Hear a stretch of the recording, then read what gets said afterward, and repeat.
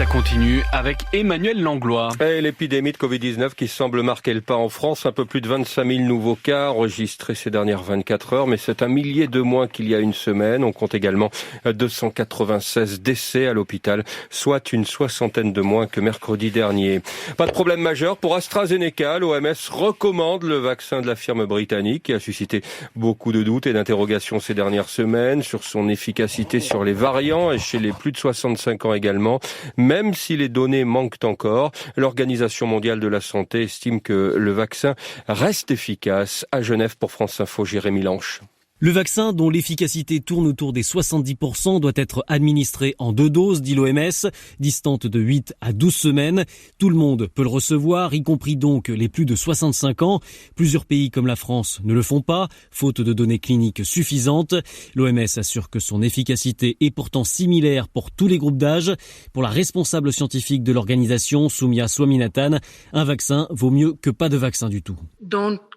Ne comparez pas les vaccins en espérant avoir quelque chose de mieux. Un vaccin maintenant, c'est bien mieux que d'attendre un autre vaccin potentiel qui pourrait arriver dans 6 mois ou 1 an. Tout ce qui a été approuvé par l'OMS ou par une agence de santé et qui est disponible, s'il vous plaît, prenez-le. Même discours au sujet des variants, alors que l'Afrique du Sud s'inquiète d'une efficacité toute relative du produit d'AstraZeneca sur le variant détecté dans le pays. À ce stade des connaissances scientifiques, il n'y a pas de raison d'écarter le vaccin de la firme britannique, selon l'OMS.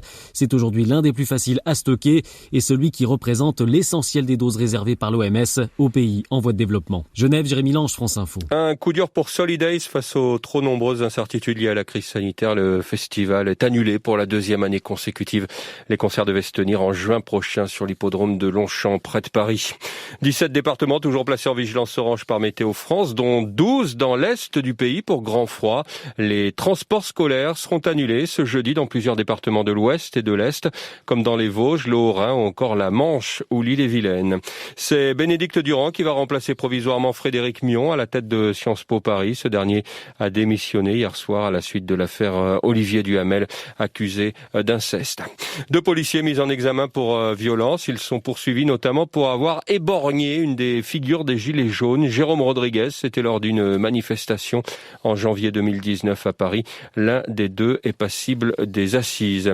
Et puis à l'étranger, le président Joe Biden annonce des sanctions contre la junte militaire en Birmanie qui a renversé le gouvernement d'Aung San Suu Kyi.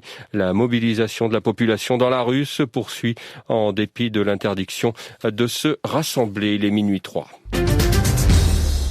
Pour la 2e année consécutive.